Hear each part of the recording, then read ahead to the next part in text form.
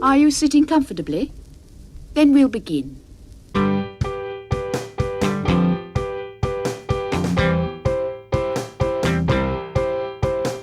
10 minutes left. Yeah, but there's still some time. It's not the final score. We need more than the numbers we're given. Show us you live and breathe the game. You're more than a name. That's what we came for. We can bring you more than the score. Every story. Let's take this thing off of the field into the real world away from the numbers.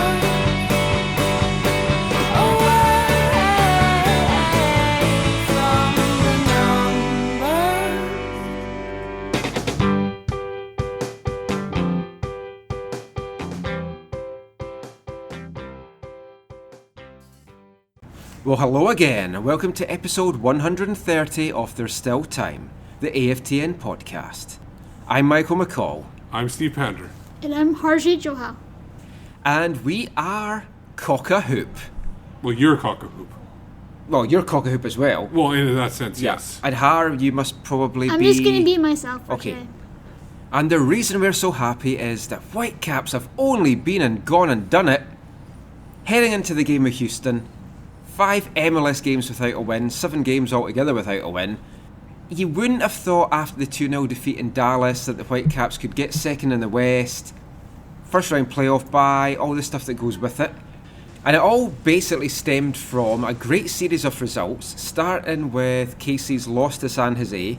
Last weekend, every result seemed to go in the Whitecaps' favour. Kansas City then lost to Colorado midweek, In a shocker. shockingly, which then threw out the possibility that the Whitecaps could finish second if LA did not get a win in Kansas City. LA, with all their money bags, but on bad form after a 5-2 hammering by Portland, went into KC, lost 2-1, Whitecaps won 3-0. The rest is history. The That's all they Whitecaps needed. are second in the West, third in all of MLS. Yeah, it's true. Everything seemed to go the Whitecaps' way. They're, like, leading into this game, total horrible run on form. There was nothing they could do to pick up any points. It Unable seemed to score. Unable to score. Injuries galore. Yeah, and suspensions, the international duty, all this stuff going on in the final weeks. Weird schedule where they're playing a couple of midweek games. They had 2 weekends off in a row. Being This- forced to play Darren Mattix. Yeah, it was a crazy couple of weeks leading in, but they pulled it all together against Houston today. It didn't look like it was going their way because those first 2 chances in the first 15 minutes, the one where Willis came back and got that fingertips too, and then off the bar, Chichera's shot that eluded him but got off the bar. It didn't seem like it was going to go Vancouver's way, but it ended up going. Yeah, Lava had the low shot that was tipped around the post. I was like, oh, what are you talking about, Willis? Yeah, that's true. You got to a little bit deeper voice though. What you talking about, Willis? Yeah. So it was an unbelievable run, but overall the second half took them 15 minutes, but they got the first goal, and then 2 goals following that. It capitalized. They capitalized on the breaks. Yeah, I mean, it was certainly squeaky bum time for a bit in the first hour. Or were you confident the whole time that they were going to get this job done? Well, I wasn't really sure. This first half, they had a lot of good chances. So did Barnes for Houston. I thought David Ousted really kept the team in the game in the first half. There wasn't very much talked about after the game or during the game at all. But they had the chances in the second half, and they took them because they've had a lot of chances in previous matches, and they've not taken them, and it's come back to kind of haunt them, even though teams behind them haven't jumped them. But we got Mane with a nice curling shot inside the post. I mean, where has that been? He's been quietly underrated and slowly improving. 7 goals, I believe 6 assists this year for the kid, and 2 goals at home this year. I think the 6 So he's assists been are pretty more good. important than the 7 goals because it shows that He can pass the more ball. balanced. Yeah, than last And year. his defensive work, which has improved incredibly this year. Overall, I think he's one of the more improved players. Definitely. And then Kendall Waston, he was the last day hero last year. He got the 70th minute goal against Colorado to clinch a playoff spot last season. This season on the last day, took a little bit longer, 72 minutes, but got that crucial second, because until that second goal went in, there was always an element that they were going to be chasing it and then get caught on a quick breakaway or something. But I mean, big man came up, out-jumped the two Houston defenders, and it's crazy to think he's only actually got 2 goals this season. Yeah, and it was a great cross-in by Christian Teixeira, put it right in the right spot. I thought he was very solid. We talked about earlier. Oh yeah, I mean, having he Teixeira stole the ball. back. He stole the ball from the keeper, set up that first chance, and then the crossbar himself. I thought he was one of their better players. Him and Manny really put it. And Manny was the one that set up that corner, because he's the one that made the run to the end line and forced them to knock it out for the corner. So again, another where everybody came together. I thought Jordan Harvey was possibly offside. I thought he got a touch on it, but it glanced off a defender or one of the players. It was Will Bruin, I think, Bruin. actually, yeah. Yeah, so... Future Whitecap Will Bruin. But we'll talk about that later. We'll come to that later. But overall, I thought, and then we talk about the third goal. It was great to see Ernie score a goal. Ernie. Yeah. And we've actually got Ernie coming up later in the show. I think I've possibly done more podcast minutes talking to Earnshaw than he's actually played. Possibly. And he came on in injury time too, so he didn't have very many minutes today at all. The second goal, as we said, was the key, and Teixeira had a part to play in that. Now, we'd spoken before, Har, that for me, Teixeira, from the summer, he's been the Whitecaps' best player. He's been their MVP for me. Definitely player of the season contender. Obviously, he wasn't here the whole time, but his goals and his assists have been huge. When he went off injured against Dallas and it looked really bad that he was going to be out, it was like, crap. Yeah. Without him, I don't think we've got anything in the playoffs. But remarkable recovery, back today, and just fantastic to see him back on the pitch. Yeah, he made things happen. He hit the underside of the bar in the first half.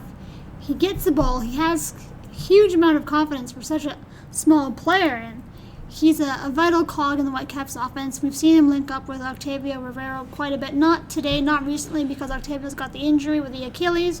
But he's going to be a key contributor for the Whitecaps if they're going to go far in the playoffs. Quick poll question: who would you, if both of these guys are obviously they were both injured coming into the game, who is more valuable to them, Teixeira or Pedro Morales? Who would you pick if you had a choice of only one? For me, right now in form, Teixeira, yeah. I think that's an obvious one. It'd be surprising that people you wouldn't think that going into. No, I mean the only thing that something that Pedro can do is play passes that no one else on the pitch sees. He can stretch the field well. So there is that.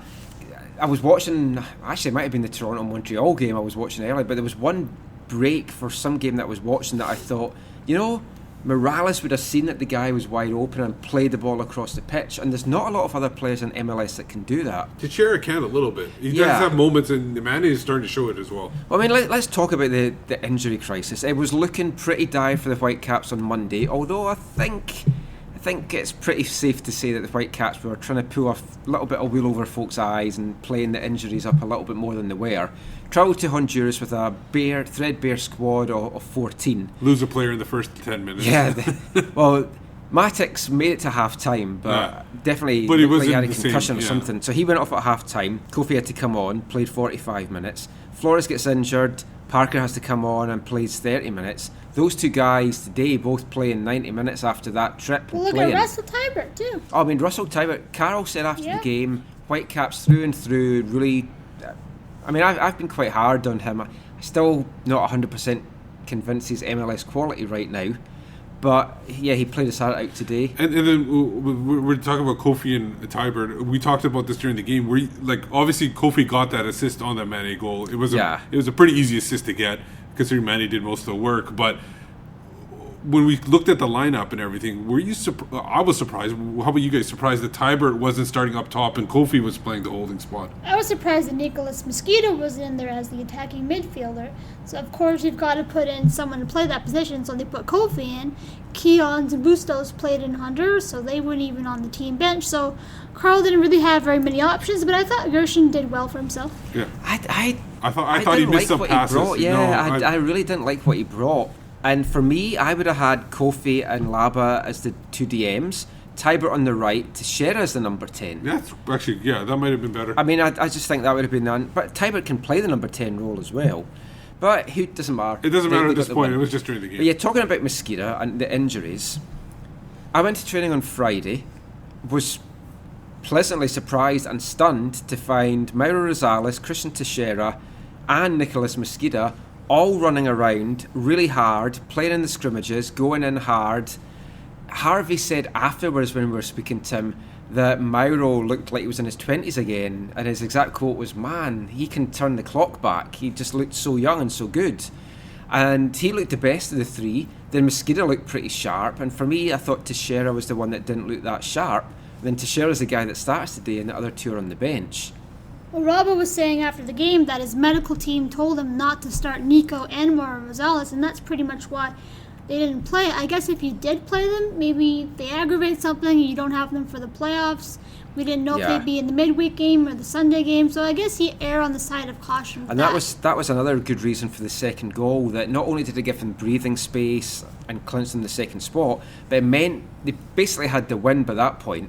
So there was no need to bring on Rosales or Mosqueda, I felt. They did bring Mauro on and he came through it unscathed. I was a bit worried. But now they've got Mauro rested. They've clinched that first round bye, and we'll come to that in a little bit. But having that extra week off is going to be huge. So before we look ahead to the playoffs, let's hear a little bit of post-game audio. So first of all, we're going to hear from both the coaches. We're going to hear first from a very enthused Carol Robinson. And then, as always, Steve went into the away locker room to speak to Scotland's very own Owen Coyle. So after all the twists and turns of the season this afternoon, how are you feeling clinching the second spot? Obviously we're happy. I'll move it closer. Obviously we're happy. I think we got what we deserved. I am a big believer in this game. If you put the hard work in and do things right, you get your rewards. And I think we got our rewards today. I thought we deserved to win the game against a very good team. Obviously I know Coyle very well, and he's a fantastic coach, and he'll get Houston firing next year without a doubt. We knew it would be difficult. They got good players in the team, but from the first whistle we went at them.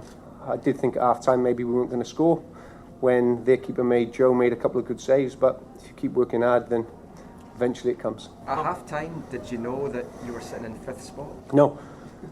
I actually said before the game, I do not, and this is no disrespect to any other club, it doesn't really bother me, because if we didn't win, it didn't really matter, and we didn't deserve to get to where we are at the moment if we didn't win. So I didn't want to lose my focus, because if I lost my focus, then my players lose their focus. So I didn't ask, and then I think in the 91st minute, someone told me that maybe that there's a possibility we can finish second. Carl, you finished third overall in the Supporters Shield standings. One of the marks of the number of things you've been able to do this year. Win the Voyagers Cup, get a home playoff game, second in the West. Finishing third overall must be a particularly pleasing event. It's great. It's a great achievement. I'm really, proud of the guys in there. I'm proud of the football club. I'm sure that Gary will write that we got to finish second next year to improve on this year. Sometimes you get opportunities. We had an opportunity this year where I firmly believe we recruited a good group of players that could do something special, and said to him in there, listen, we're not there to make up the numbers now. We're in the playoffs for the second consecutive year, the third time I think in our history. But let's not go and make up the numbers. We're there to try and win it. There's going to be 8 teams that obviously are going to try and win it. Let's go and try and have a right good go. So heading into the playoffs, do you have any playoff superstitions? You're going to have a lucky sweater, playoff beard started this season? What's wrong with this one? I could be a lucky sweater. Do you know what? I'm not really superstitious. I carry a photo of my father in my pocket. That's what it is. And in the first half, we had 2 or 3 good chances at the underside of the crossbar. I looked up for some help. I really did, because we're going through a run of maybe not winning in 5 games. So I keep getting reminded, but these young players never give in. They don't, and it was just about getting a little bit of luck. And as I said, when they come, wait for a bus. You wait for a bus, and it's delayed, and 3 come in the space of 5 minutes. So we'll take it, but no superstitions. It's a game of football. You see the atmosphere at the end. That's the atmosphere that we're looking to have next year at Houston Dynamo. So credit to Vancouver. We wish them well. A terrific young coach and a very good team. And good luck to them. You don't want to focus on this in a 3-0 defeat, but looked like an obvious handball on Russell Tybert there late in the first half. Could have changed the game. You guys seem to have control the last 20 minutes. What do you think of that decision? Yeah, well, ultimately goals change games. We know that.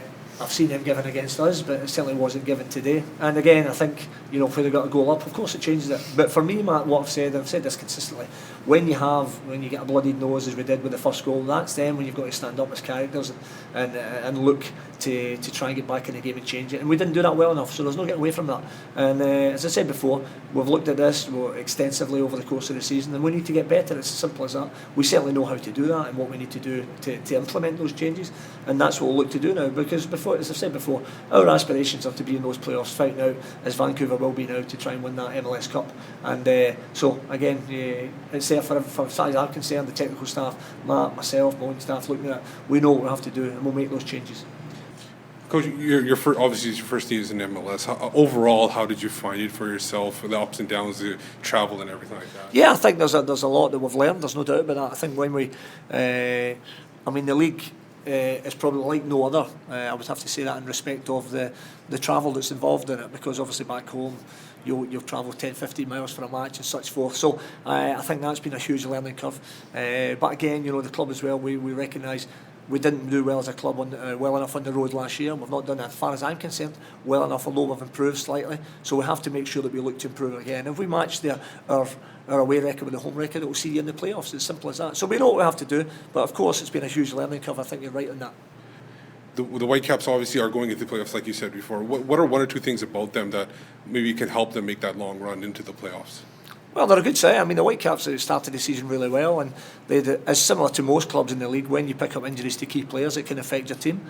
But I think they're starting to get a healthy squad back. What they do have, similar to Dallas in many ways, they have real pace on the counter-attack and the transition, with Mane and Teixeira, and Rivero can move as well. So for me, I think they're a very good side. They've obviously invested financially because their wage bill is at a fair degree, and all credit to them. I mean, they've got a quick, exciting team, and I think, as I say, they'll feel confident, as I say, Carroll will, about who he plays, because I think they have good players and a good team.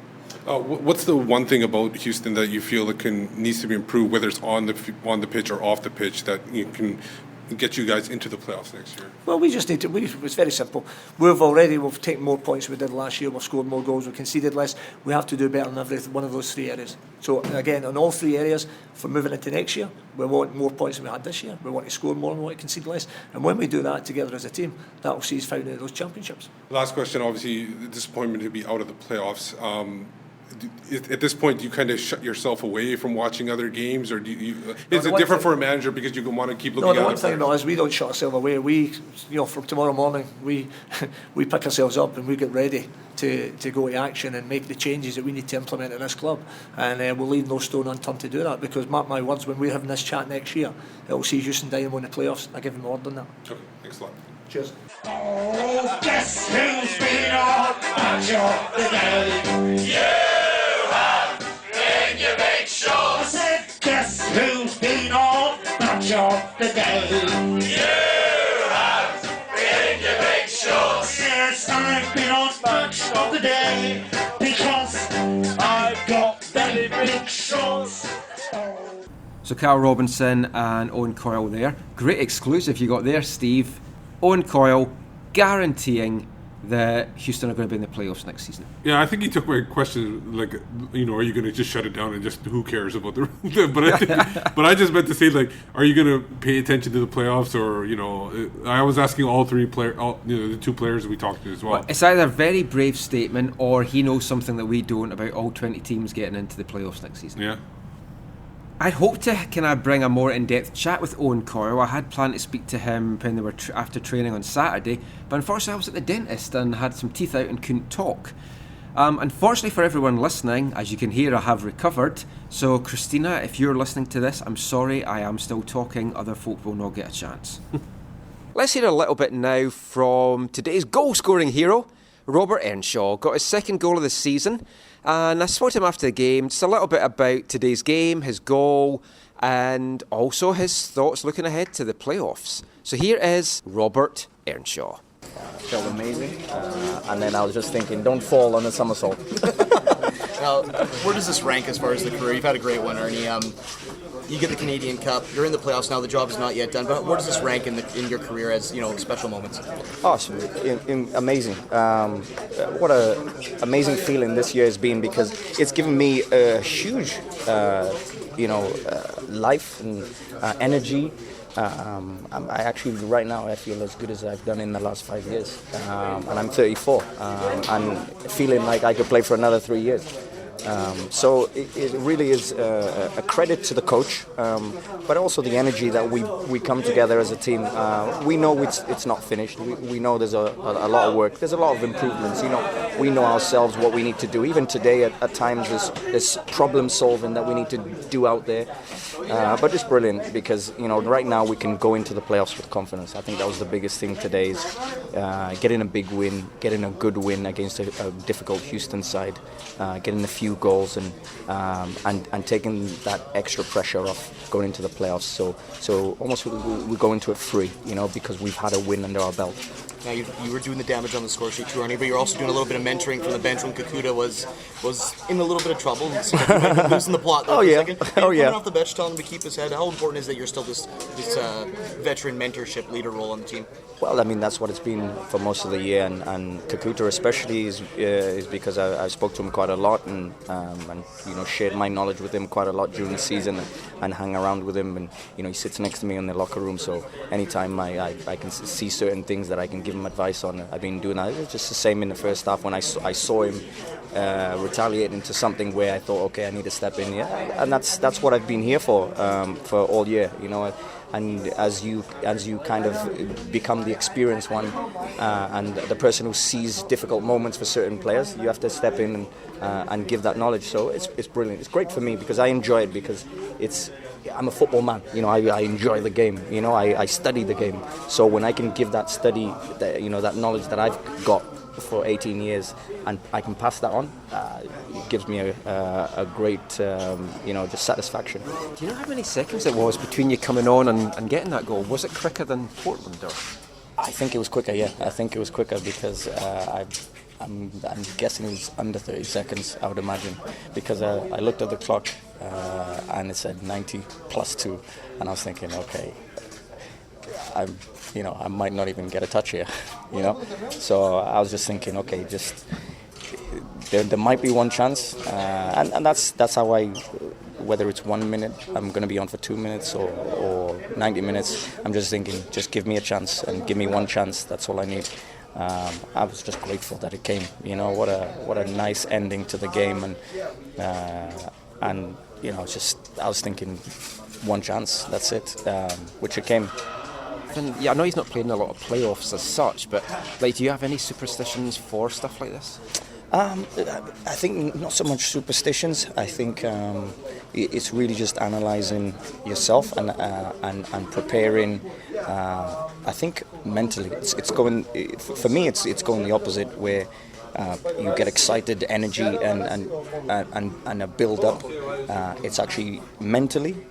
It's going the other way, trying to be calm, trying to just stay focused, trying to let your knowledge come out, trying to let your ability come out, and it's mentoring that, and trying to channel that, so when the game kicks off, when the playoffs begin, so you're ready, so it's not super energized, crazy, hyped up. It's almost the other way, because I played in playoffs where you can get too hyped up, that you're tense. That's the one thing, because people think energy. Yes, energy, but you got to be prepared, but calm mind. I think that's the key. And just last thing, very quickly, coming from a country where playoffs aren't really prevalent, what do you think of the whole playoff system over here? Do you like it? Do you prefer it to be won just over the course of a season? I don't like it so much, because I believe, because it's a league, and because it's done in a way where you play 34 games, you play the whole season, there has to be the prize of finishing the top, which here it's not so much, because you have to go through into the playoffs, and then we always see so many teams that finish in the top and win the league side of it, get knocked out, very early, or within a couple of rounds. So that's the difficulty part, because you work all year and you put in all the effort and you do all the work behind the scenes and you play great football during the season, and it doesn't give you the I guess the achievement of winning the cup. So it's difficult, but it also makes it exciting. That's the other key.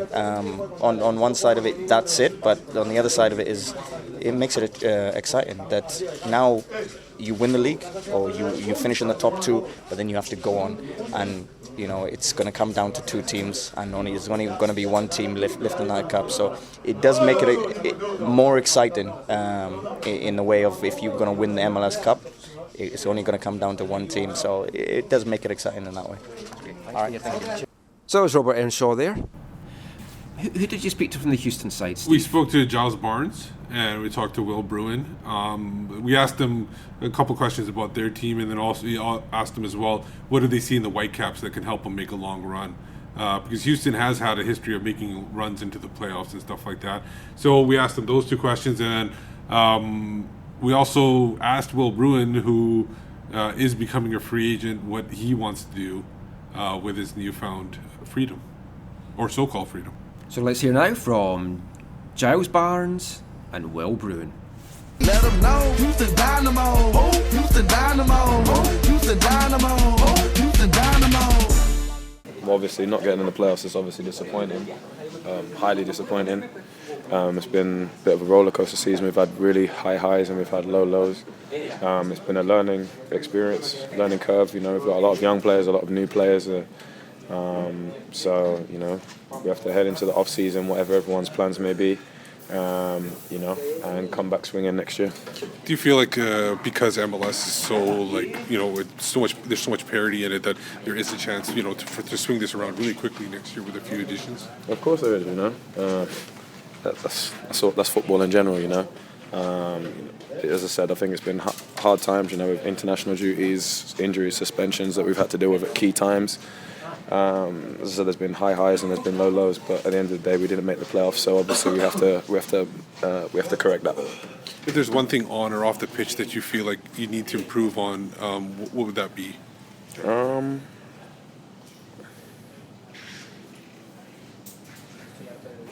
Maybe take that little bit of softness out of us when we go a goal down.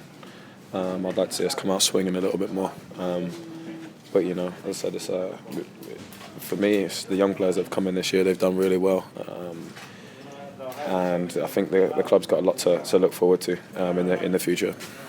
Obviously, Eric Torres came halfway through the season. Having him for a full camp and everything and get used to him, that's obviously going to be a big benefit for you guys going forward too. Obviously, yeah, he's a good player. Unfortunately, he came a little bit later than everyone expected. And there's that settling in period that you're always going to have when you're going into a new club. But he'll come in raring to go. He's a great kid. He works hard. He's a very, very likable guy as well. So he'll be looking forward to get his feet under the table pre-season and then going from there. Obviously, like you said, not in the playoffs is a big disappointment. But at this point, do you shut everything like football-wise out, or do you kind of peek in and see what the playoffs are going on, what's going on in there? I think you have to have a look. You have to just see what the teams that are in there, why they're in there, and because that's where we want to be. So you got to watch, you got to look, and you got to learn, and you got to have that bit of disappointment inside you as well, watching another team hurting you. Definitely for me, if I'm watching the playoffs, it's going to be hurting me. The second year in a row that we didn't make it. As I said, next year I'm sure the club's going to be in there. Obviously, you play the Whitecaps today. What's one or two things about them that are positive that could help them make a long run into the playoffs? They've got youth, so they've always got bundles of energy. They like to play football. They're a very good counter-attacking team, and Robbo's got them well rehearsed. Perfect. Thanks a lot. Cool. Well, first of all, your overall thoughts on the game and how it went for you guys. Obviously, disappointment in the end, but a strong first half. Yeah, I thought aside from the first 10-15 minutes when they had some chances, Joe made some big saves, hit the crossbar. Then we settled into the game. We connected passes. I thought we played well, and then it's just a case of once they scored the first goal, we kind of just put our heads down. And I mean, you can say, it's the last game of the year, we're not in the playoffs, kind of just bend over, but it was. We got to respond better than that, no matter the circumstances. And obviously, it's been a difficult year with all the like Giles was talking about all the international duty and the suspensions and everything like that. But do you feel like with MLS being so parity that there's a chance to really turn this around really quickly for Houston? Oh, for sure. If you would have told me at the beginning of the year that we'd be sitting right here, not in the playoffs at the end of the year, I would have taken a bet against you. But that's the way MLS goes sometimes. And like Giles said, we had a lot of guys leave for international duty. That's more minutes on their legs, more travel.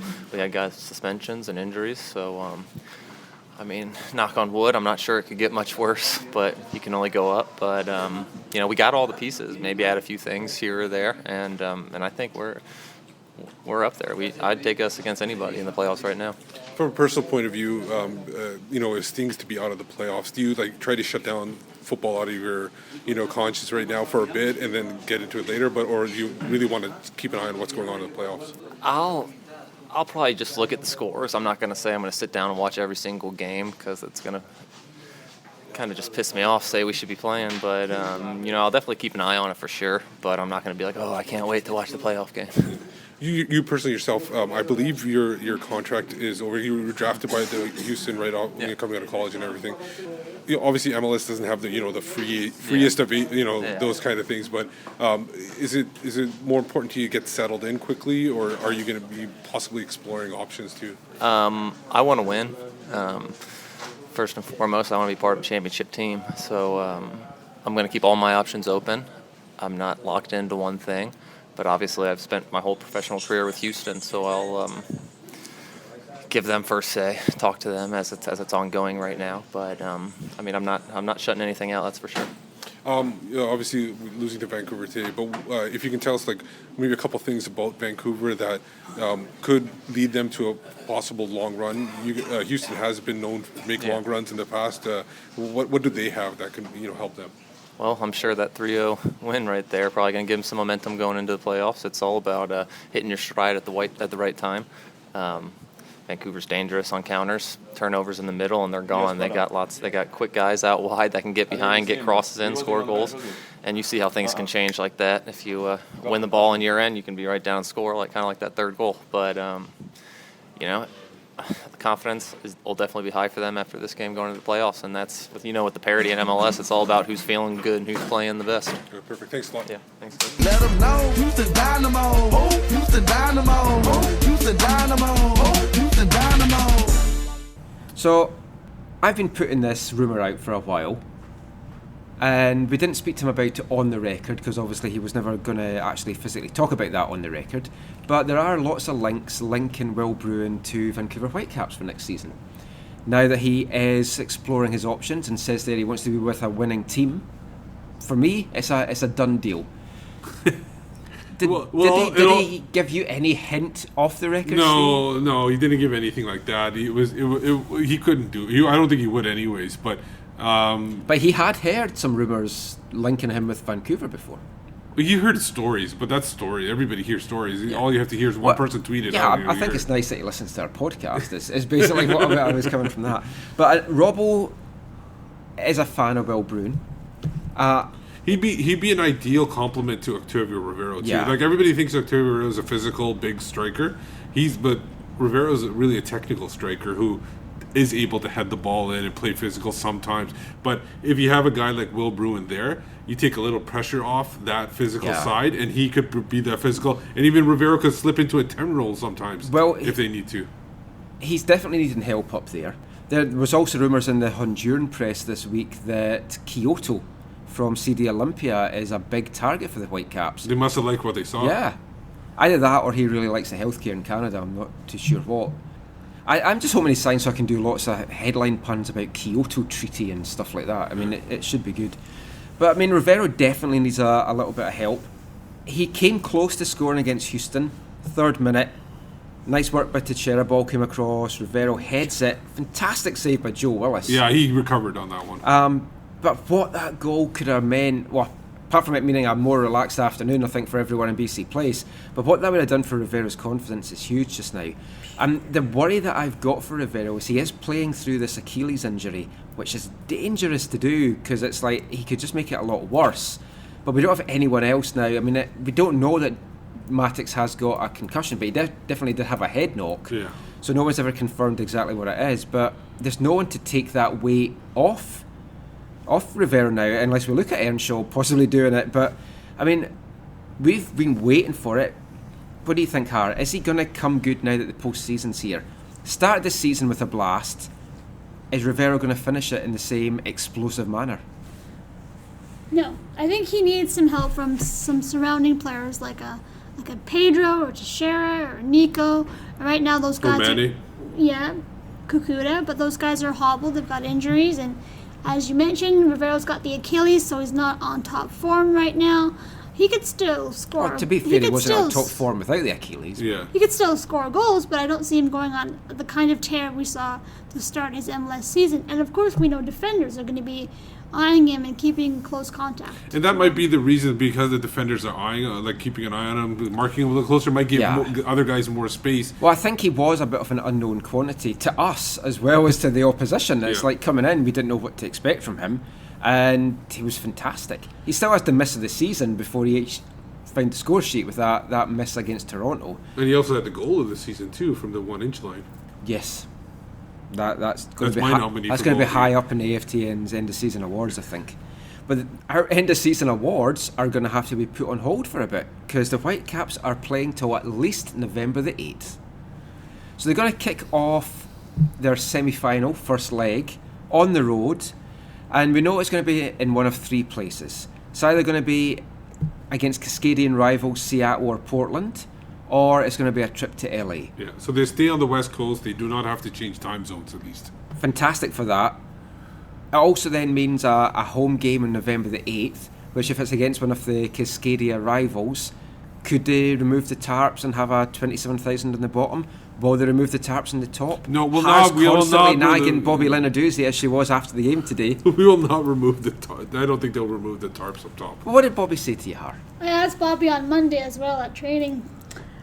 He wants to see who the Caps are going to play in the playoffs, kind of analyze stuff, but they've had years and years to analyze it, know how fast they sell the tickets, who buys them, how quickly. I think if they want to open up the top, maybe not the whole upper bowl, but even part of it, they've got 2 weeks to promote it. No. You cannot open part of the upper bowl. You either open all of it or you open none of it. Well, then they're not going to open it. Then they're not doing it. That's fine, because I think they shouldn't open it. I'm all for them opening the bottom, having 27,000. They should not open the top.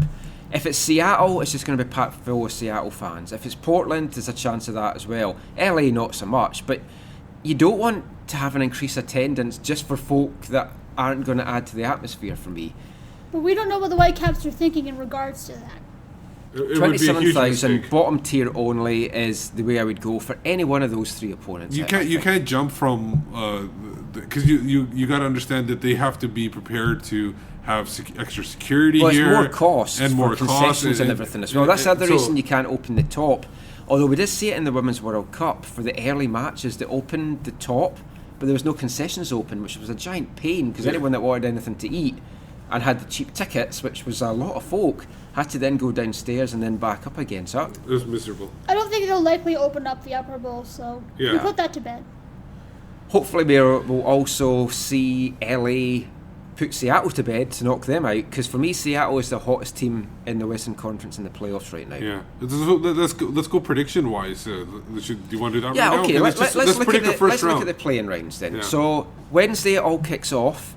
Seattle hosting LA, and folk might not know this, but in the dying seconds of KC's 2-1 win over LA, Jizzy, as I like to call him, Jizzy Zardes, had a shot cleared off the line for LA that would have given them a 2-2 draw and the fourth spot in the home playoff against Seattle. Fine lines, as Carol Robinson always likes to say. That first KC goal was offside. Yeah. So, Seattle hosting LA. LA got the better of Seattle in Seattle when it was the Western Conference final last year. I was down at that game. Who's going to win, LA or Seattle? I'm gonna go with LA. The reason why is I know everybody's saying Seattle's on form. Seattle is playing RSL, right? And under strength RSL without Nick Romando and Kyle Beckham. And probably a couple other players too weren't playing in that game either. So, and I'm sure Seattle took off the gas too. So, I'm second half they probably didn't play to their full potential. LA, 2 straight losses. I don't see them losing 3 in a row. I don't know, even if it's whether it's on they're all on the road or not, but I just don't see LA losing 3, especially with it being full. LA have struggled on the road all year. It's true, but they have kind of had a good time in Seattle in the past.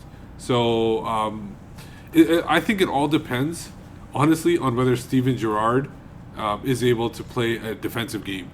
Because if he doesn't come back and play defensive, I was watching the post-game show, Decision Day post-game show, and they were showing a couple of things where he does not come back very much defensively, and that's where people are concerned that LA is not going to be able to handle Martins and Dempsey. Like, that's where if they don't have the support of their holding midfielders coming back and helping out there, it could be a long day. But I'm going to go with LA.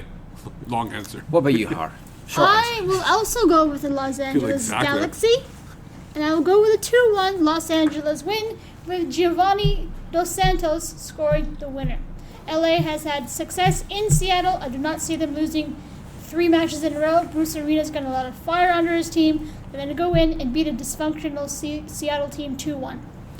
Talking of fire, and before I give my prediction, do you see either of those 2 managers being fired if they do not advance? Siggy Schmid, I would give a bigger chance of being fired. Bruce Arena has had success, so I think he would stay. I don't see any chance he's fired. No. But Siggy Schmid, I we think could maybe see him stepping upstairs. Yeah, I do see Siggy Schmid definitely better chance of being fired out of the 2.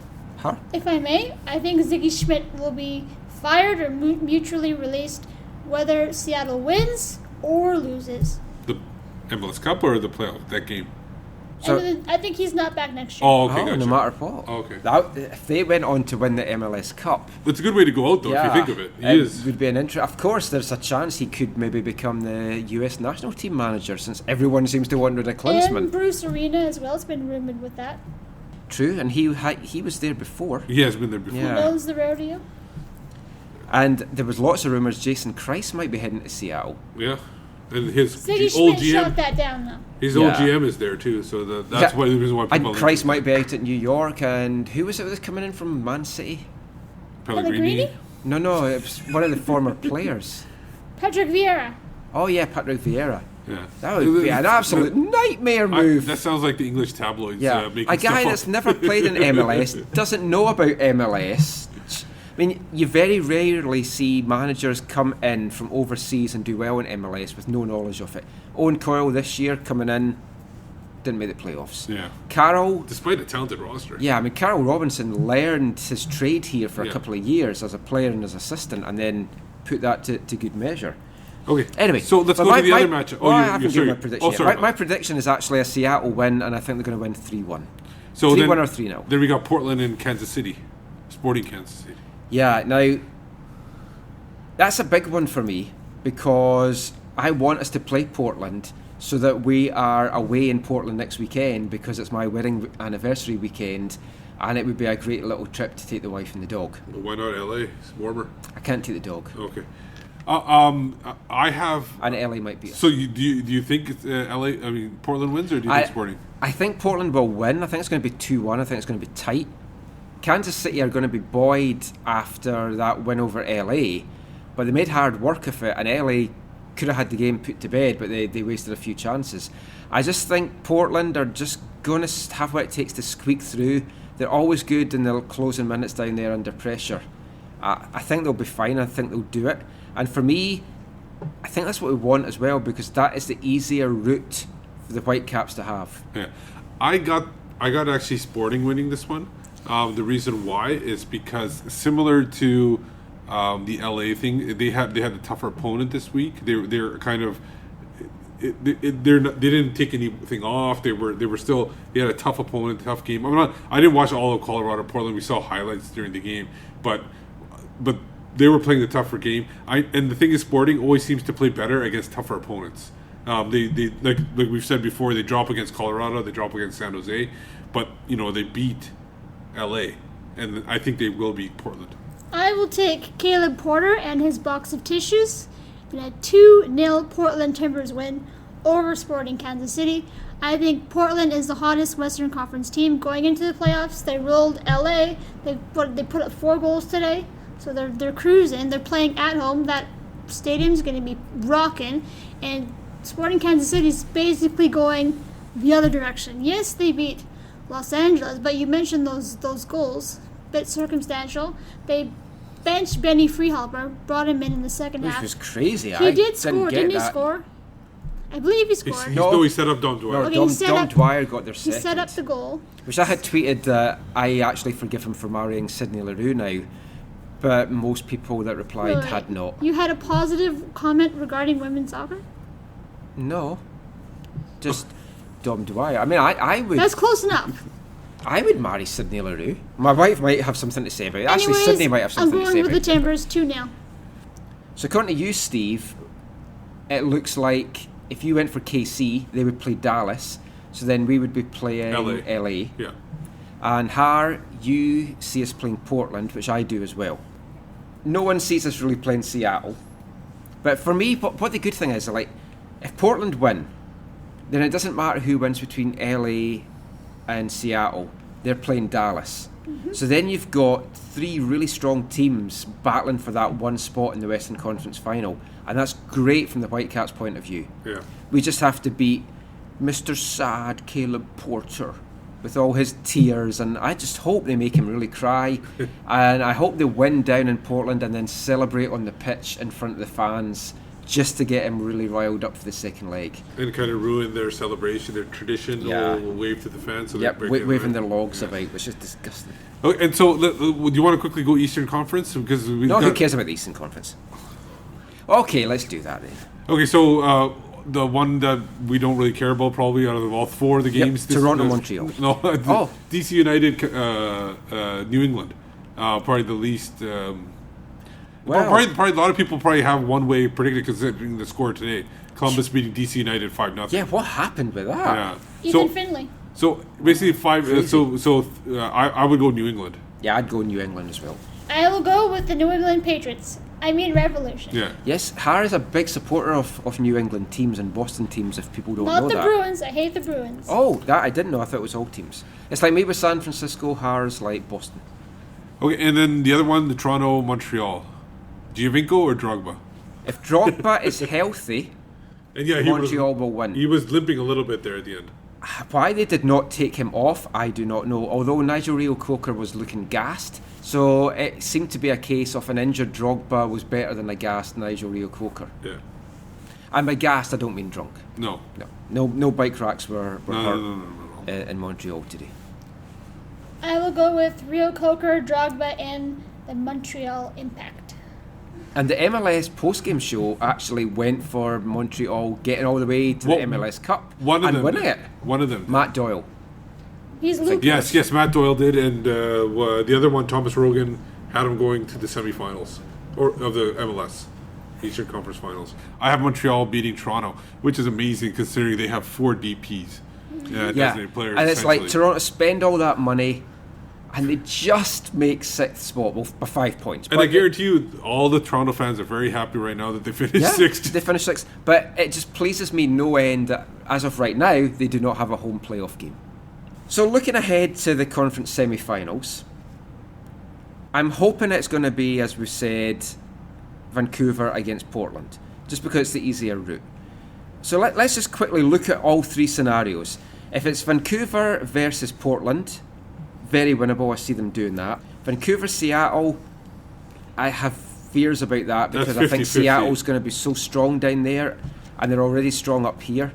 And LA, I think, are very beatable. At this point, my preference would be Portland first, then LA, bizarrely, which I wouldn't have said a few weeks ago, and then Seattle would be the last team I want to actually face off against. I agree with that. I'm going to go with a Dallas-Columbus MLS final. Which wasn't the question. I don't care. Okay. So, do you not care who the Whitecaps get in the semi-final, or do you just not see them winning no matter who they get? You just don't... Shaking head on the podcast, audio podcast does not help. Okay, I see the Whitecaps season coming to an end on November 8th. Well, it's the last time we have Miss Doom and Gloom on the podcast, I think. Your usual Mr. Doom and Gloom. I know, but I am on strong medication after my tooth extractions yesterday. I don't think they can score enough goals. They got to rely on David Outstead. They got a young team. Very little MLS playoff experience. But hey, if you go preseason, mission accomplished. But as they got the whole playoff game. They don't have Eric Hurtado. Darren Maddox is their top playoff performer. Exactly, so that's like 2 pluses. Those 2 guys are not here. Who are they going to depend on? Robert Earnshaw. If anybody watched the halftime entertainment at BC Place today, I am almost convinced that Darren Maddox was inside that yellow ball. Yeah. And if anyone didn't see it, they had this shambles of a game, which you had to contest. You were dressed as a football. You had to run to the other end of the pitch and put the ball in the back of the net. This yellow ball guy had an open net and missed it. Then they gave him the ball back, and then he hit the post. So I'm pretty sure that was Darren. But anyway, that's our thoughts looking ahead. We'll know a little bit more once we know what how all the permutations kind of play out. Before we go, though, let's just have a quick round the table as to who you think is going to win the MLS Cup. We already got Hars. She sees Dallas beating Columbus in the final.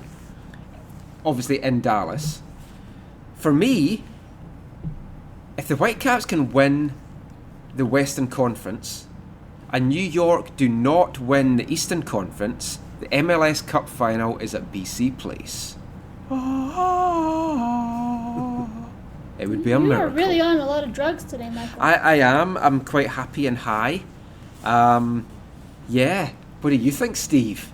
I think it's so hard to tell right now, but just off the top of my head, I'm going to go LA, and I'm going to go Columbus, and I'm going to go with a Columbus win. Well, if Columbus win, I can play my favourite song. Oh, that's right. Yeah. So, let's see how all this plays out. Is that the rap song? Yeah. That's an inappropriate song. I got to play that in full when I did my music podcast, and I marked it explicit just so I could play that whole song. So I think that's about it for this podcast. I have to kind of go home and take some more medication. But before I do that, Steve, just let everyone know where they can find you online. You can find me on Twitter at WhitecapsBeat. You can find me on Twitter at HardJournalist, and you can read my Whitecap stuff on Red Nation Online. And you can read my women's soccer stuff at Equalizer Soccer. That includes my story on Marta and Brazil from this Wednesday when I was in Seattle, and the match recap. And just today at halftime, I had a lovely chat with Tony Readings, the New Zealand women's soccer coach. So that will be former Wimbledon player. AFC Wimbledon, yes. And so that story will be up on Equalizer this week, as soon as I contact the editor. And I'm Michael McCall. You can find all my stuff on aftn.ca, away from the numbers. Also the Whitecaps beat reporter for MLSsoccer.com. Follow our stuff as well on Twitter. You can get me at AFTN Canada. And if you want to send us anything, money, presents, or just some thoughts on the show or input, you can send us an email at aftncanada@hotmail.com. So until next time, as always, thanks for listening. Take care. Mon the second place Caps. And don't do drugs, kids. Leave them for Michael. Whee!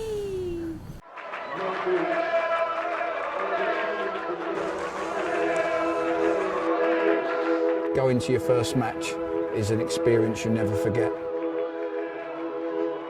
The atmosphere of what's going on around the pitch looks beautiful, and you always look and go, wow, I'd love to play here one day. If you get the bug, it's going to stay with you for life.